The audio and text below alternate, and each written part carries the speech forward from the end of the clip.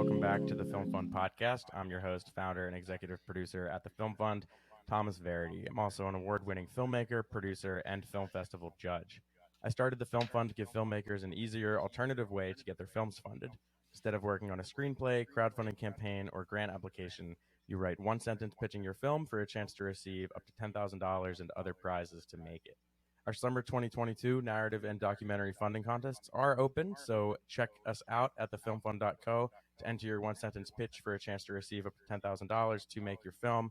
And I want to remind listeners that contests do happen regularly, so if you are listening at a later date, check the website at thefilmfund.co for the most up to date information.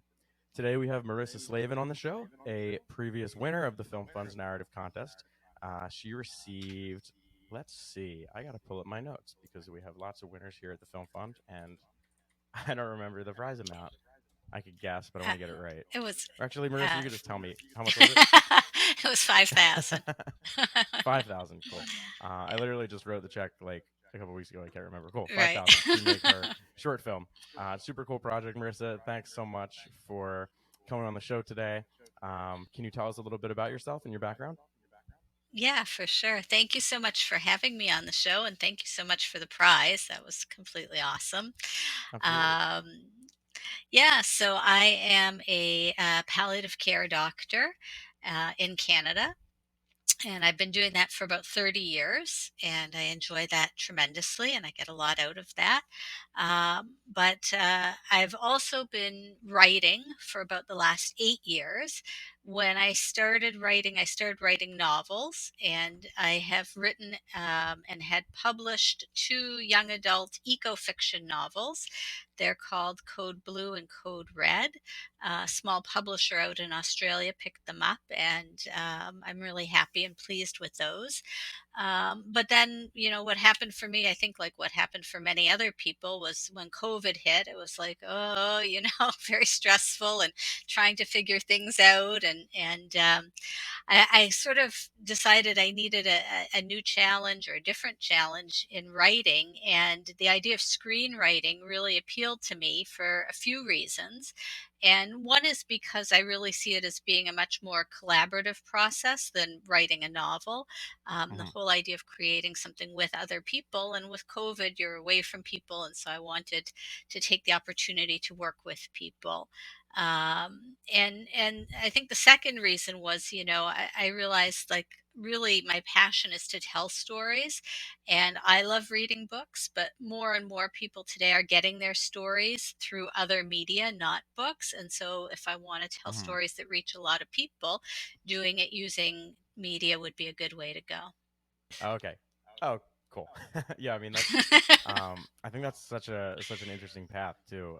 Not only just being palliative care, being in that background, but coming from a prose writing background as well and transitioning into screenwriting. I mean, that just gives you such a different perspective on just the storytelling process and how to write a screenplay, what information to include on the page and what not to. We have a couple of blog posts on, well, they're actually on the Film Fund Learn page now. I wrote them a few years ago. Mm. We repurposed all of the old blog posts into something called the Film Fund Learn. It's kind of our educational resource.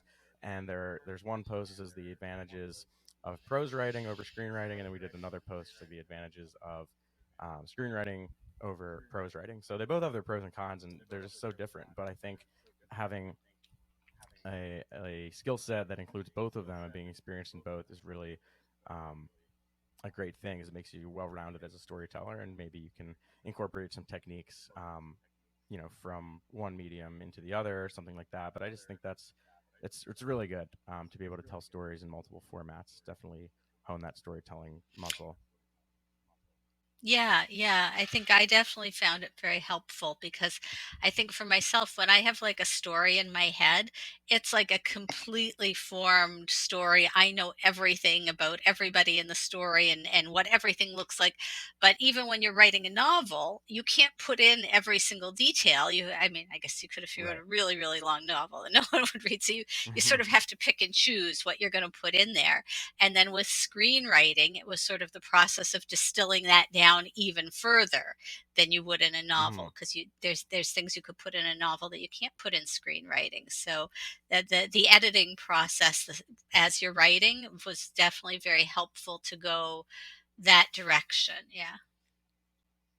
Yeah, and screen it's good and it's bad because screenplay format. I forget. I don't know if it was Sid Field or William Goldman. One of those books I read. I think one of them said, "Don't put anything on the page that can't be seen or like heard on the screen." Mm. Um, in screenwriting, which you can get away with a little more than that, I think. But um, yeah, it is definitely a completely different format. Which is interesting in terms of like how to convey the story and how to convey motivations of characters and things like that and conflict and all that good stuff that goes into a good story. What would you say some of the highlights about your work are? So the highlights about this particular film. Just in general, this film or just Yeah. themes you generally focus on in your writing. Right. Yeah. So Um, I really see myself as still someone who's learning and expanding my boundaries and well, I mean, my highlights so far. My first feature screenplay that I wrote is called Backwards in Heels, and it's a LGBTQ ballroom dance story, and it was optioned by a smaller production company in LA. So that was a big Oh, highlight to cool. have my first thing I ever wrote optioned. That's um, awesome.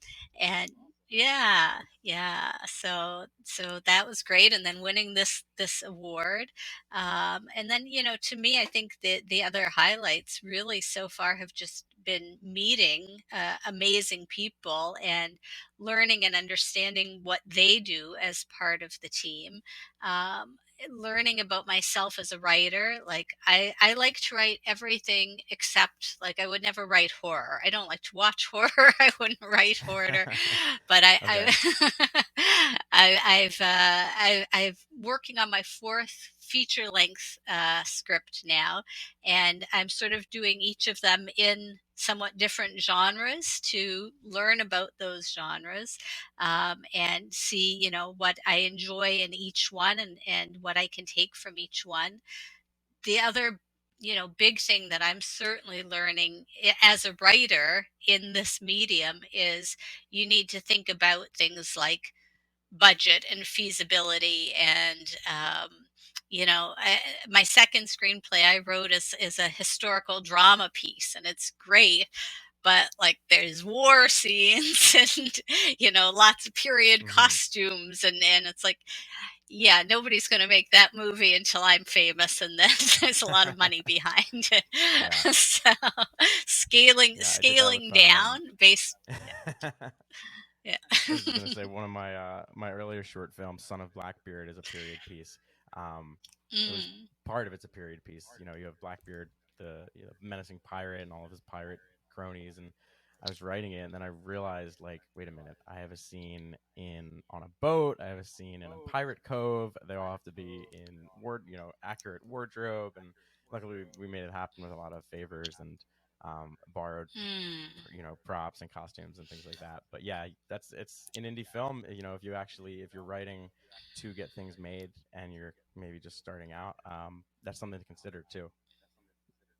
Yeah, I In know. ter- in I've terms of quite a number of oh, sorry, people. go ahead.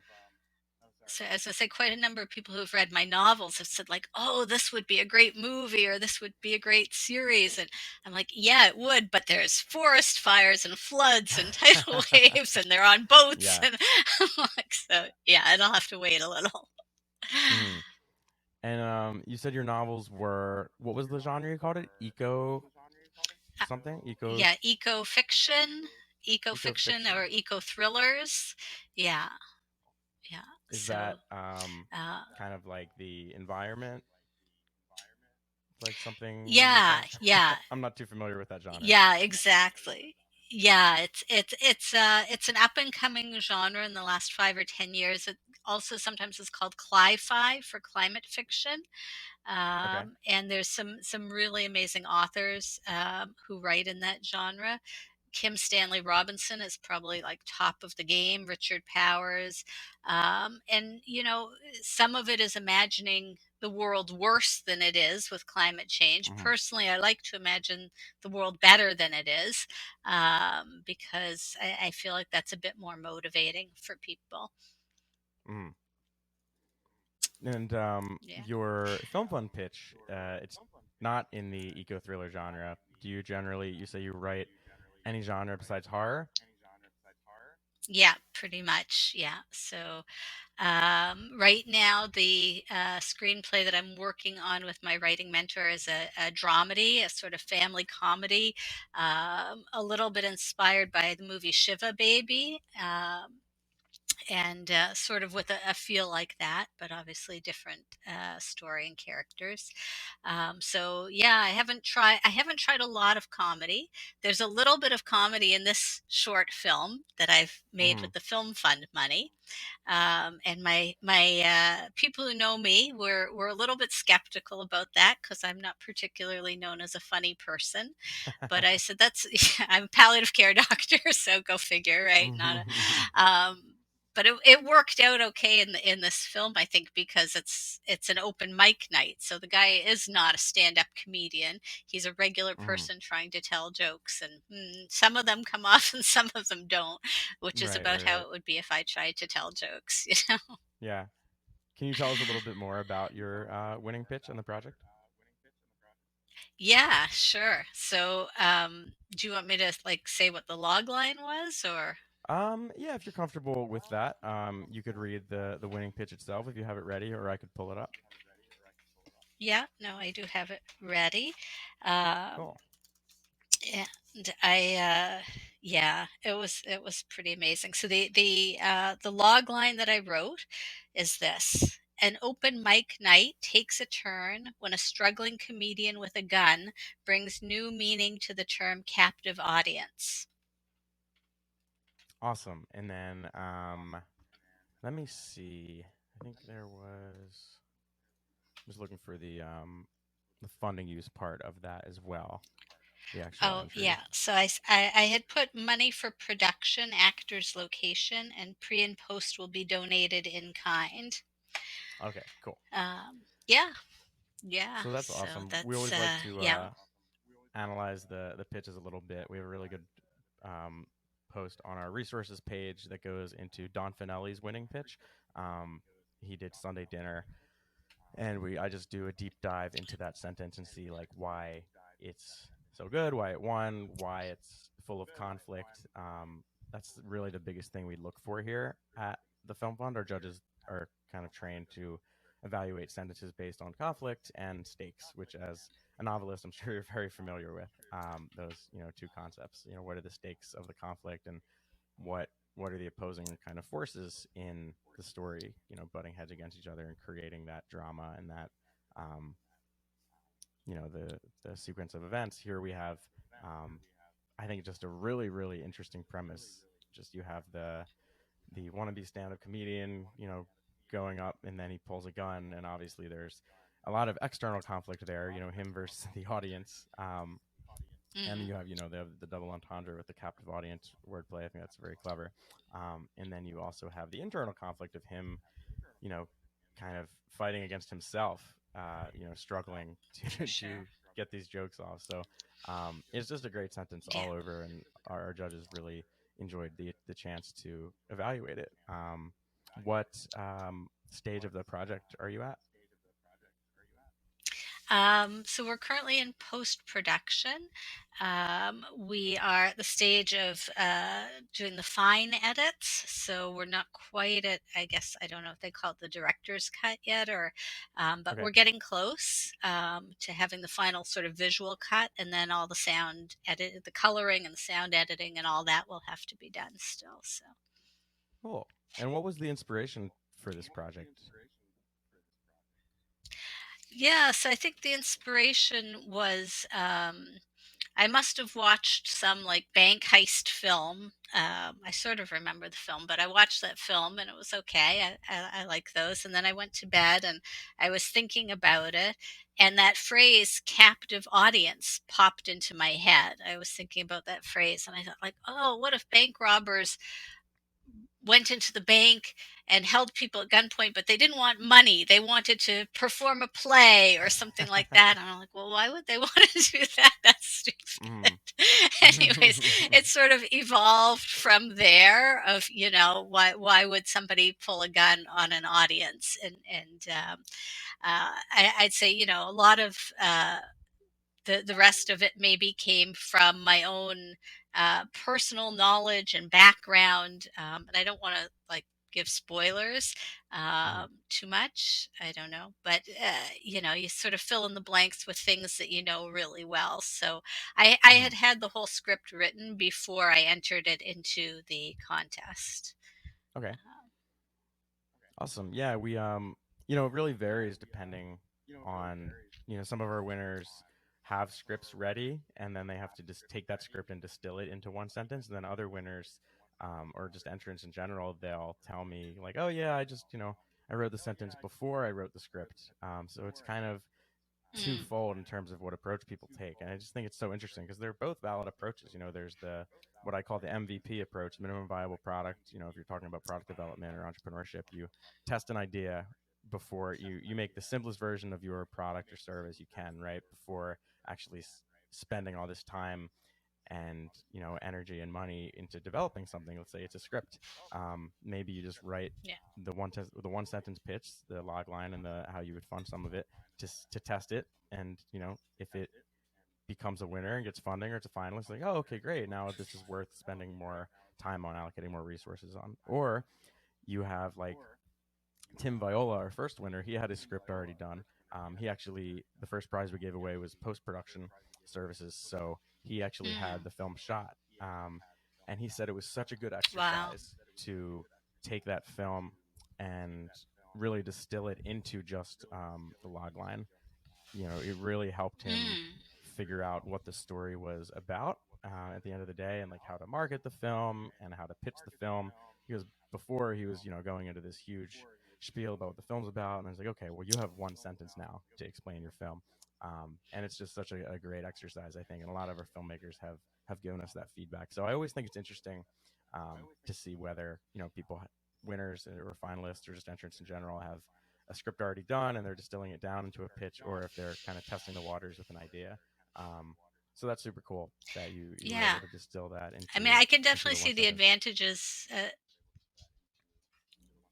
Yeah, I can definitely see the advantages like both ways. I think for Mm-hmm. me, again, because I was so new at this, I was glad that the script was already done and I was glad I already had like a key member of my team because time wise, like being new to things, it definitely took me a little bit to sort of get up and going. And so if I had Mm-hmm. had to add on to that timeline, oh, I have to write the whole script.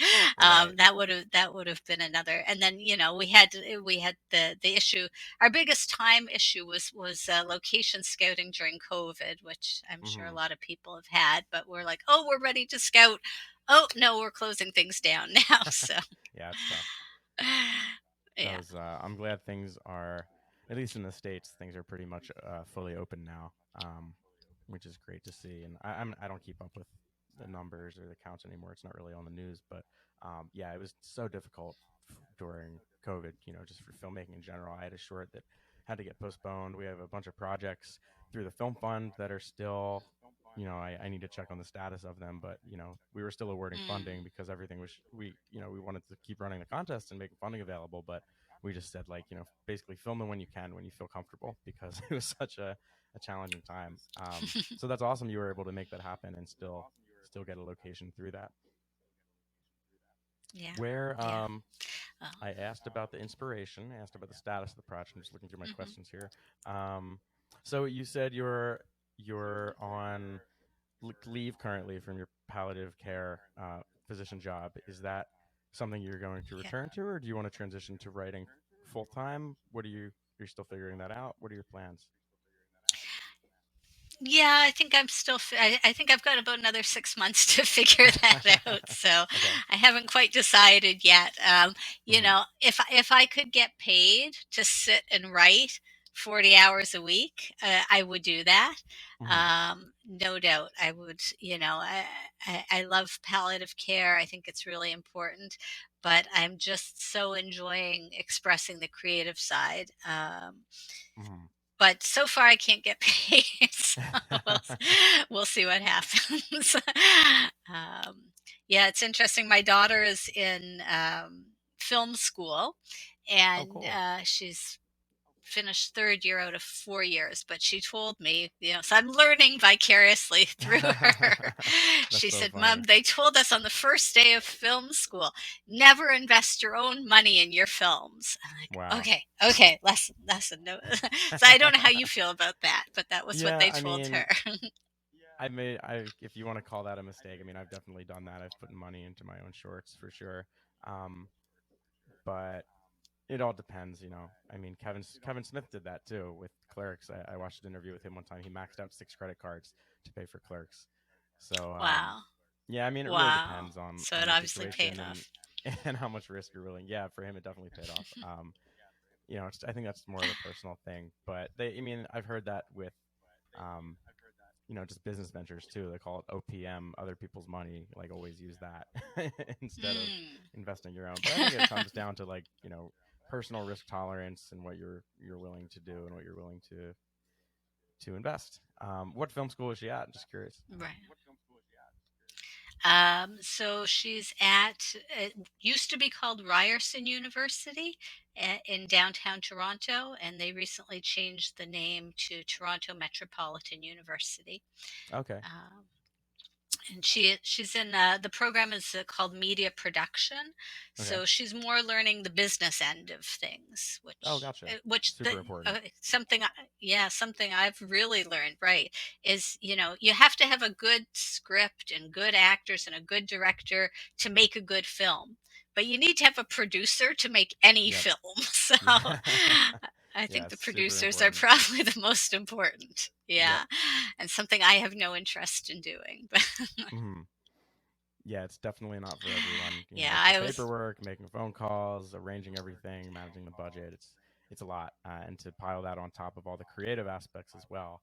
Um, I kind of do everything and get very stressed while doing so. So I usually Yeah. bring on for my own passion projects. I usually bring on a co-producer.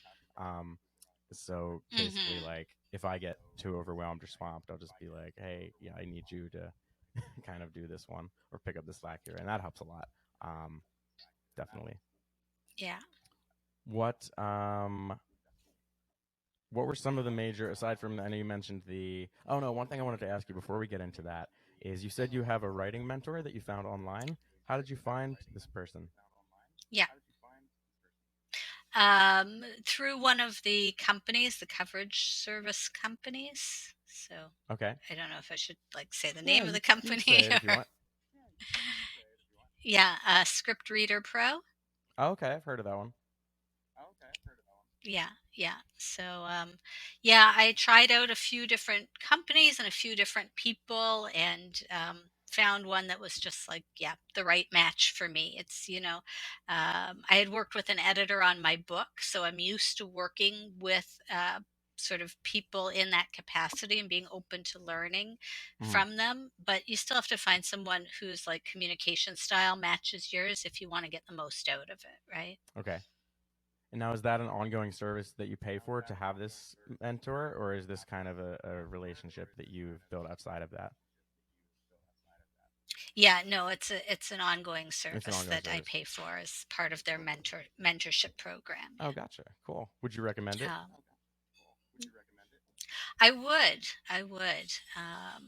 You know, when we were just talking about like investing in your own projects, and for me, this is a way of investing in my projects in terms of putting out my best possible script. Mhm. Since really writing is my passion, and since at this point I'm not going back to school for film or writing, but Right. maybe one day we'll see. Yeah, yeah. No, I would definitely recommend it. and it seems like it's paying off. I can't remember. So this is take two of a recording today. For those of you who are listening, we had a bit of a technical difficulty during take one, and I can't remember if it was this recording or the previous one. But Marissa said that she had a script optioned by a production company, which is just so exciting. Could you tell us a little bit about that? And is that something related to this mentor that you have? Like, how did that kind of evolve? Yeah, yeah. So I mean, she mentored me on that script as well. But other than that, it wasn't related to her so Mm, much. So the premise of the film is around ballroom dance, and it's, I guess, a drama, but a light drama with a lot of music and dancing, and it raises some issues around grief and how we recover from grief, and also around LGBTQ issues and in ballroom dance. There's a lot of romance, and so what does romance mean in that mm. context? And I actually found the producer for it on Stage 32, Okay. You know, so I've heard a lot of good that things was about Stage a 32, and use. I subscribe to their email newsletter, but I haven't really used it too much personally. I feel like I should because it seems like an awesome platform. Yeah, I think it's a great way to connect with people. I haven't used all their features for sure, but that's also how I met somebody on the team of my film fund film, the editor Gianluca Olmastroni. I met him on Stage 32, and he's in Toronto, and he was sort of my first connection, Okay. and we just like connected on Stage 32 and then connected off of it and kept talking. We're like, oh, we got to make a movie together, we got to make a movie together, and I'd send him ideas and Oh, he'd that's send me awesome. back ideas, and like a year later we made a movie Oh, that's so together. cool. So We are yeah, not as big as Stage 32, but Film Fund has a community as well. Everyone who enters gets to join the FF Studios Filmmaker Network. It's a Discord channel where you can chat and network with other filmmakers and find people for your projects. So I just want to plug that as well. Stage 32 is awesome, but check us out too. But that is super cool. definitely. Now, are Yeah. you submitting this film that you made through the Film Fund to film festivals?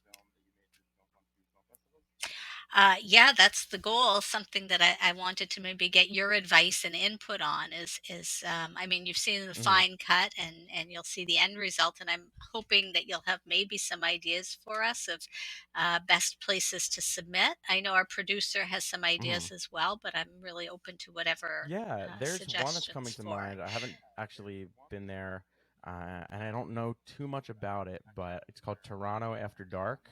It's so it's in Canada, obviously, and it's like Yeah. basically they have a category that's dark humor, which I think might be a great fit for yours. Mm, Obviously, your project is dark humor.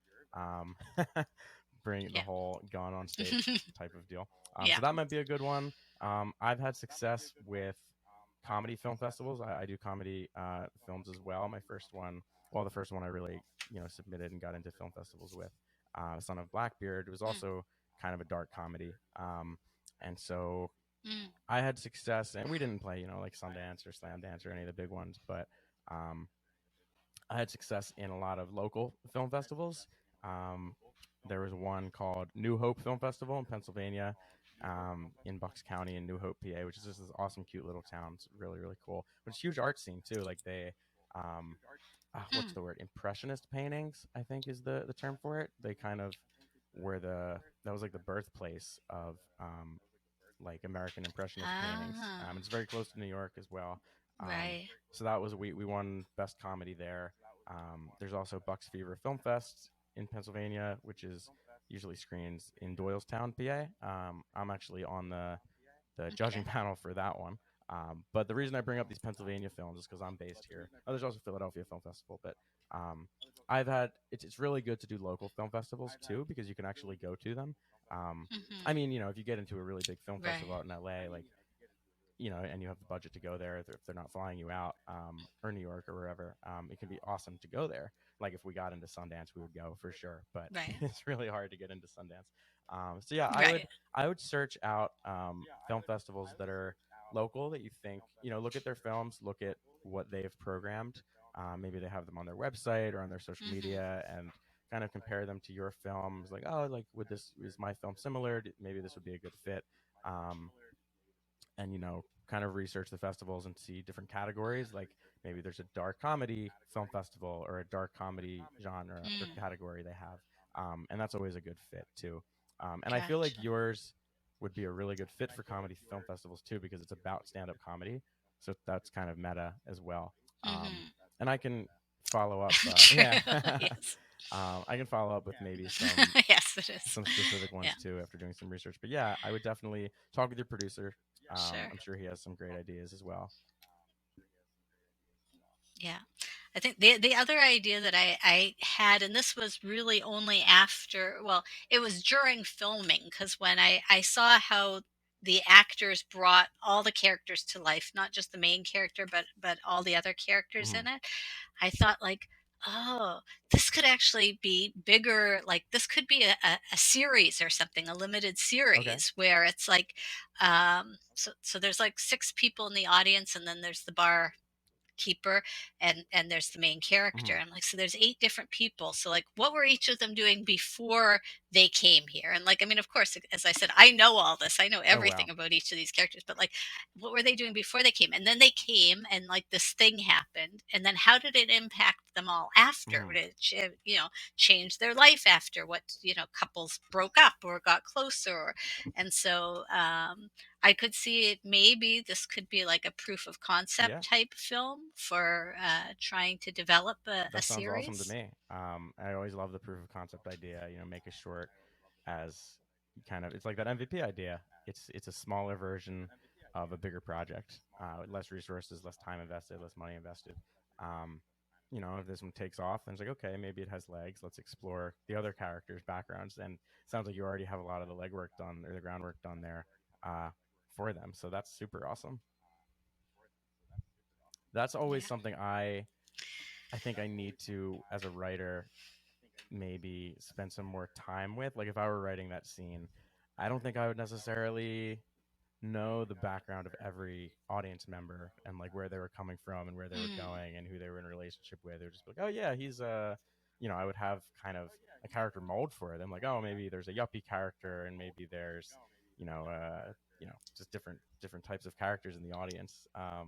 But I don't think I would go into that specific detail. So I think that's super helpful to really, Yeah. even with minor characters, to know everything about them. Because, like you said, you never know. You may explore those characters in the future, or they may, that may impact the dialogue they have, even if they have one line. Um, their background could influence what they say and how they say it and what they're thinking. Um, so that's an awesome thing as well. I feel like I said the word awesome like 10 times the past 2 minutes, Yeah. but it is awesome. So I guess that's the novelist in Yeah. you, No, having the that's background on everybody. right, absolutely. Well, and then there's the piece, like I was saying, like not knowing how much to include, because, I wanted the focus for sure to be the main character, and it's a short film.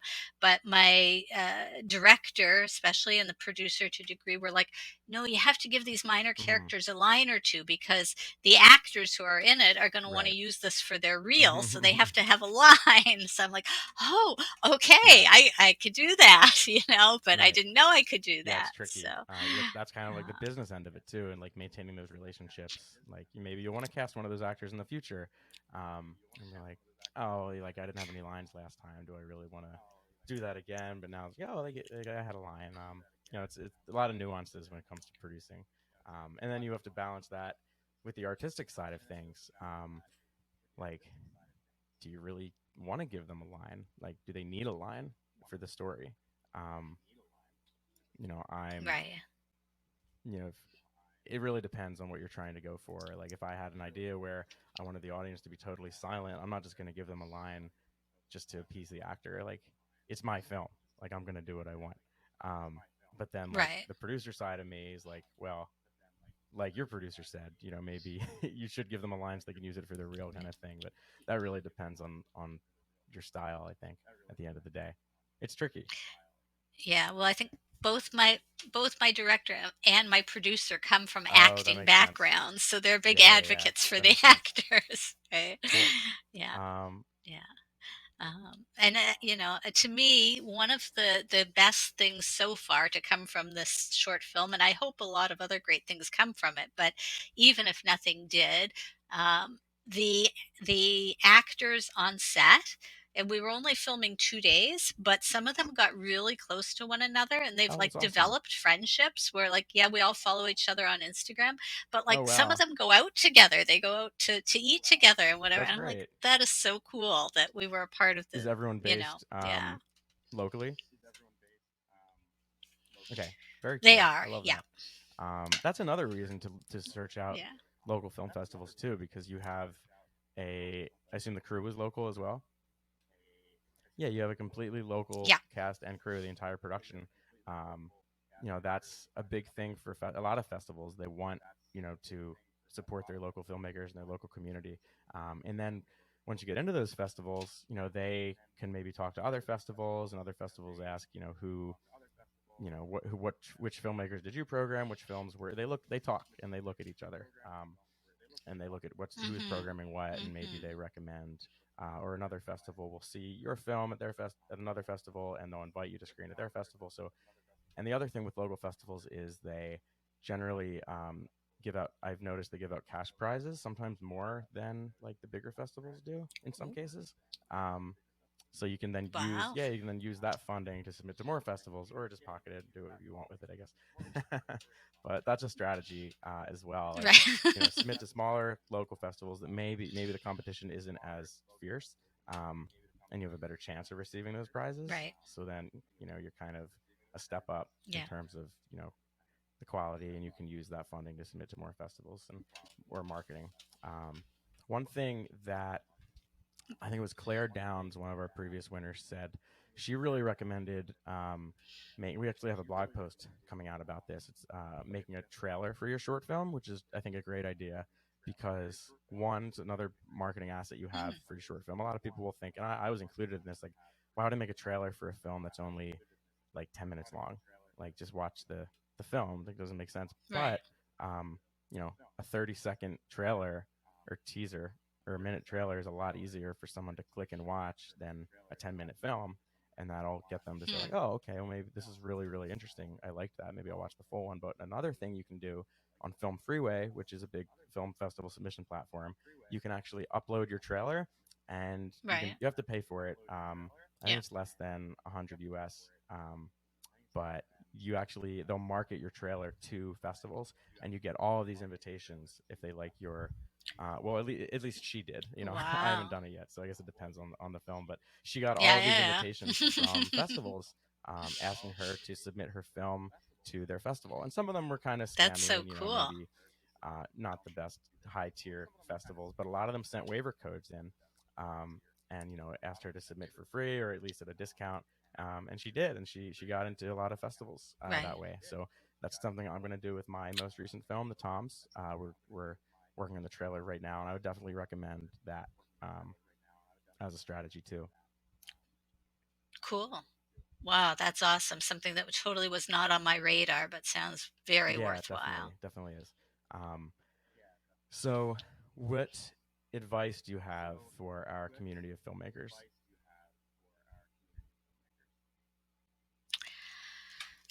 Um, I I guess I mean, I feel like I'm still so new Mm, to this, that it feels, disingenuous to give advice, but I think, my advice, my advice from the very early on stages of this is, to, uh, really be open to the creative process of working with and learning with other people and sort of finding that group of people that you work well with, right? Because this whole thing is something that you all do hmm together, and I can't imagine working with anyone who is like, no, this is my vision, my way or the hmm highway. At least not at Right. this stage. I mean, if I get to Steven Spielberg, he can then do it his way Right. for sure. yeah, so just being open to everything you can learn from everybody else who's also working in this business, and yeah, Cool. And then, yeah, have definitely have fun. fun. That's one of the most important things. If you're not having fun, then why are we doing this, right? A lot of time and money um, wasted for stress and misery, which is part of the process. I think some of the well, maybe not misery, but it's definitely can be stressful at times. But yeah, you gotta remember to have fun too. Yeah, What are uh, yeah, I what are some of agree. your favorite I things agree. about the film fund? Um, I've never seen anything like the Film Fund. It's just so accessible. And when I looked at it and I looked at the quality of the films that were made from what you guys have put out there, it was like, this is legit. Like these are people making good films. And for so many people like myself who are starting out, it's really hard to get Hmm. that foot in the door. So I think the Film Fund is a tremendous asset for people to get their That's foot in the awesome. door. Thank you It's for the the real feedback. deal. Yeah, it's we're lucky to have some amazing members of our community and filmmakers who've produced their films um, through the film fund using our funding. So it's definitely something am very passionate about, and I'm so awesome. I'm so glad we get to help out filmmakers and get their projects made. Um, how did you find out about us? Just curious.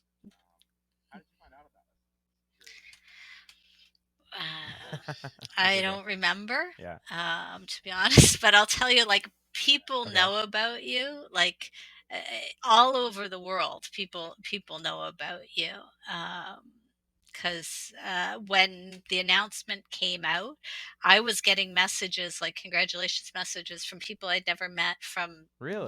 Oh literally my God, that's so everywhere in the awesome. world. So, On was yeah, that on like Stage yeah, 32 or like another it's very platform? How were cool. these people contacting you? Uh, no, a lot of it was Twitter, either Instagram. Twitter or Gotcha. Oh, that's Instagram. awesome. That's so great to hear that our marketing Yeah. is working. As you can see, we're Yes, definitely a small team. definitely I is. am currently sweating in my bedroom apartment here because I just moved into a new apartment, haven't gotten the backdrop done, and my air conditioning is broken. So we Oh yeah, no. Oh it's my okay, but God. I'm you know, we're not sorry. some huge corporate entity. You know, we're real people. We have um you know, a marketing team that works with us, but we're small, so it means a lot to that people recognize, you know, what we're doing, and that's so cool. So thank you for the kind words. Um, what would you say Yeah, is next for you absolutely. in your journey? I know you said you're still figuring it out a little bit. Um, yeah, I mean, whole bunch more writing. The one that I'm working on now, and I already know the one that I want to do next, and have sort of the germ of the story idea. But I think the thing that I need to do, what I like to do, is just sit and write and write and write. But I need to Hmm. work more on the business aspect of getting my other scripts, my other screenplays into contests. I don't know if I need to try and get an agent or a Yeah. manager, or I need to sort of force myself to do Yeah. more of that marketing of what I've Hmm. created rather than just letting it sit Well, on one thing my that reminded me computer. of is So, how did you get the? We didn't really talk about the process too much, unless we did, and I'm blanking. I didn't have enough coffee yet today, but if you listen to the podcast, it's something I say all the time, like, "Oh, I didn't have enough coffee yet." Um, but how did you get your script optioned? Was that through, like, did you send query letters out, or what did that process look like? yeah, no, that Oh, was that's right. through You did mention that. stage Okay. 32. Yeah, yeah, yeah. So, I mean, I guess that's another possible way for me to look at the next script. I had another script that I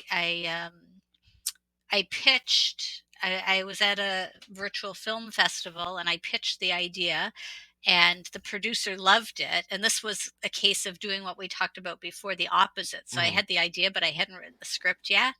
And I pitched the idea and he loved it. And he's like, okay, send me the script. And I'm like, oh, I haven't written the Yeah. script yet. Okay. 4 months later, I'm like, do you still remember me? Did I he reply? pitched you that idea. And Oh, that's he's, great. So he did.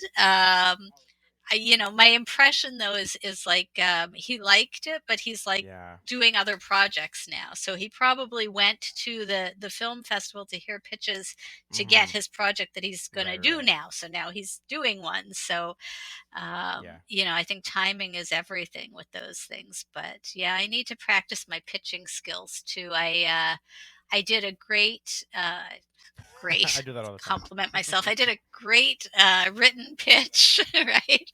I did a great written pitch at the Screencraft Okay. Virtual Pitch Fest, and then like I made it to the quarterfinals, and then you had to do a Oh wow. video speaking pitch, and oh, it sucked. I knew it sucked. Like I'm not a Mm-hmm. salesman. I'm not an actor.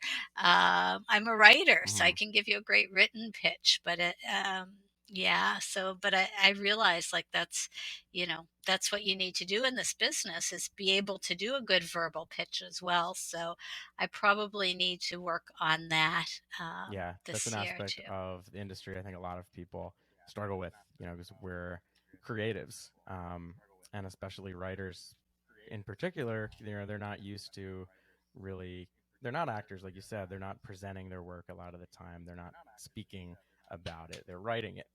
So, um, yeah, it's definitely something that's I think worth practicing for sure, because it's important. Learning to talk about your work and learning to sell yourself. But that's awesome. You got so far into those further rounds in that pitch fest. That's definitely a great sign of things to come, I think. Yeah, definitely. And I think as I'm learning and writing films that are more fundable at this level, it will also be Hmm. easier to pitch them, right? To say, look, this is a movie with only seven Right. characters in one location. So that Yeah, it becomes becomes a part little of more the pitch, producible. right? So Cool. exactly. Well, Yeah. Marissa, I want to Yeah. thank you so much again for taking the time to speak with us today. Do you have social media channels we can check you out on? I do, yeah. I am on Twitter and Instagram and Facebook. Yeah, if Do you you want could me to send say the the links or send you? yeah, Can we I can put send you we'll the put them links in to put the in? chat or the show notes, as well. But if you could just say them now too, so if anyone's listening, they could just search it up real quick. Sure, definitely. I need No my worries. glasses. Oh dear. Yeah. So, oh my No goodness. I'm worries at sorry. all. Yeah, You're gonna well, edit this and cut we'll out all the we'll cut it delays. out maybe. I'm the one editing it, so I might get lazy and just leave it in. But All right. So on Twitter, it's at Marissa Slaven. It's just my name. Uh, and Facebook is also it's just my name, Marissa Slaven. Uh, Instagram. Where do I see what my name is? Uh, I think that my username is also cool, just Marissa Slaven on making it easy. Instagram. So yeah, basically, yeah, put put in my name and you'll find me. And I was gonna show you one cool thing, but it's a show, not a tell. So I'll wait till we're Okay, done with cool. recording. Well, we do have a video. If it, It yeah, says the internet. We're having a lot of technical problems today. It says the internet quality is weak on your end, so I can't actually see you right now. But it is recording the yeah. video locally on your computer that it'll upload after. So if you do want to show something, um, people watching the video version of the podcast will see it. Okay, I perfect. can't I'm see it gonna right show you now this. because of the technical difficulty. But Right. yeah, I'm gonna describe it with closed caption for the visually impaired. Sorry. All right. So it was my birthday in January, and my daughter, who I mentioned before, who's in film school, bought oh no me a way. slate, That's awesome. and I need she a wrote. slate Yeah, for she this wrote on podcast. it. We always Uh, clap, and I edit it out in the beginning, but you saw me clap. What did she write on it? I cut you off. Sorry. I d- Yeah, that's okay. She wrote on it, a man walks into a bar, which is the name of the film, and yeah, the other appropriate scenes, roll and take and Oh, that's whatever, awesome. whatever. So That's so awesome thoughtful. I present. love that. Yeah, made me feel so Yeah, you know, real and we talk authentic, about right? kind of that external validation sometimes. Sometimes you need it. You know, it's I always like to say, I forget who said this, some filmmaker, I don't know, maybe Kevin Smith. Kevin Smith said to drop the word aspiring when you describe yourself as a filmmaker. Like, you're not an aspiring filmmaker, you're a filmmaker. Or someone Right, else said is like, you know, if you pick up a right. camera and you direct something, you're a director.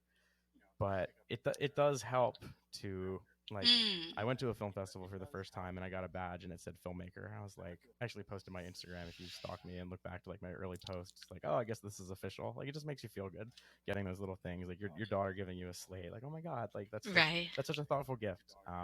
And that's external validation too. It's like, wow, other people in the world like value what I'm doing. They know it's important to me. Um, and that's just super cool. I love that. It's such a your video's back now, ironically, because when you go to show me something, I can't see it. Um, oh, there it is. Nice. Oh, nice. There That's a you go. cool one. Now you can see Very cool. it. Yeah. I have one in my car that I should really get Yeah. and use for the Yeah. podcast. Make us a little more legit in our pre roll. But that's awesome. So glad you got that gift. I want to thank everyone for tuning into the podcast, and I want to remind you that our summer 2022 narrative and documentary contests are now open. So check us out at thefilmfund.co to submit your entry, and check out our social media channels at the Film Fund on Instagram, facebook.com/filmfundco, simply Film Fund on Twitter, and the Film Fund on LinkedIn if you want to get your corporate networking on, which a lot of filmmakers don't. I don't even know why we have a LinkedIn, but we do. Uh, so check us out there, and remember to check out the website regularly for the most up to date information. Check out our blog at blog.thefilmfund.co for great filmmaking and producing tips to stay up to date on what's happening with us and the industry.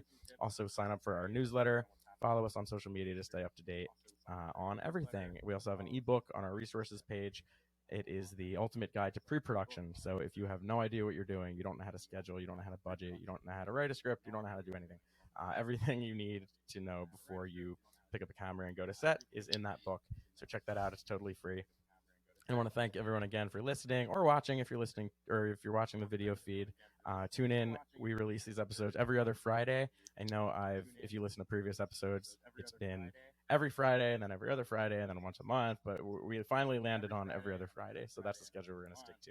So check us out wherever you listen to podcasts or go to thefilmfund.co/podcast to view or listen to our episodes. Marissa, that's all I got. Do you have anything else you'd like to add before we wrap up? No, thank you again so much, Tom, for having me. And thank you to my amazing team, crew, cast, everyone who helped me make our short film. I couldn't have done it without them. And I obviously could not have done it without Oh, you, thank you. Tom. Yeah, filmmaking is definitely a team sport, as they say. You need the tribe. So, thank you everybody for tuning in, and we will talk to everyone soon.